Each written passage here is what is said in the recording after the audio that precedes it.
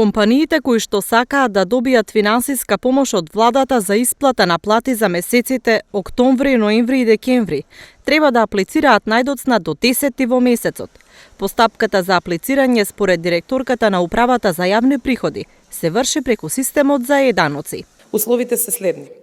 Остварениот приход на работодавачот во референтниот период од април до септември 2020 година е намален за повеќе од 30%, споредено со истиот период минатата година за исплатата на плата за октомври, односно референтниот период од април-октомври 2020 година со истиот период во 2019 за поддршката за ноември, односно референтниот период април-ноември 2020 со истиот период во 2019 за финансиската поддршка за декември. Под број 2, бројот на вработени во месецот за кој што се бара финансиската поддршка да е ист или поголем во однос на бројот на вработени заклучно со месец август 2020 година, со исклучок на одјавените работници согласно условите од овој закон, односно пензионирање, смрт, отказ од страна на работникот, престанок на работен однос по дисциплинска постапка, по судска пресуда или трајна неспособност на вработен.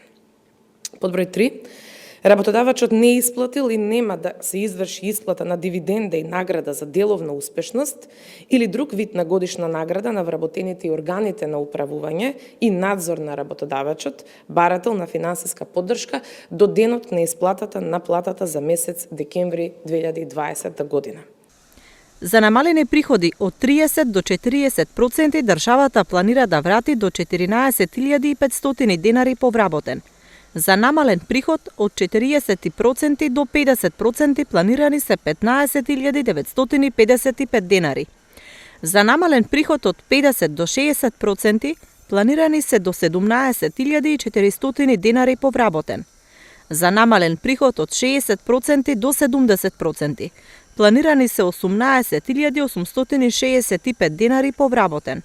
За намален приход од 70 до 80% планирани се 20.320 денари по вработен и за намален приход од над 80% износот за финансиска поддршка за исплата на плати изнесува 21.776 денари по вработен.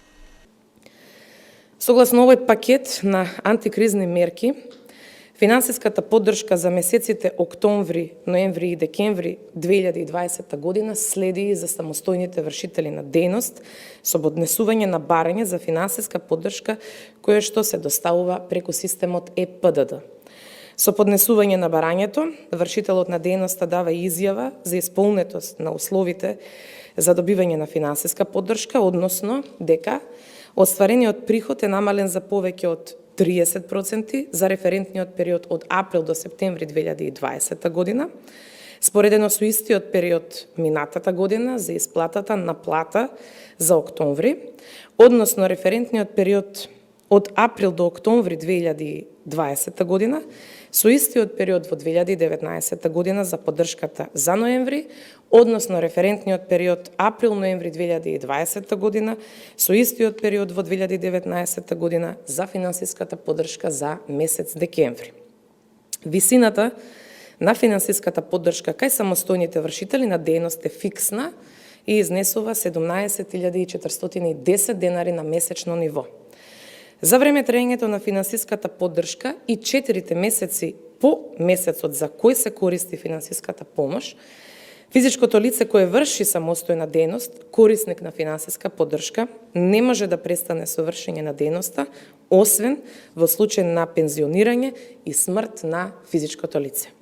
Работодавачот ќе треба да врати 50% од примената финансиска поддршка во буџетот на државата по посебни услови предвидени во законот. Работодавачите кои ќе искажат негативен финансиски резултат нема да треба да ги враќаат средствата.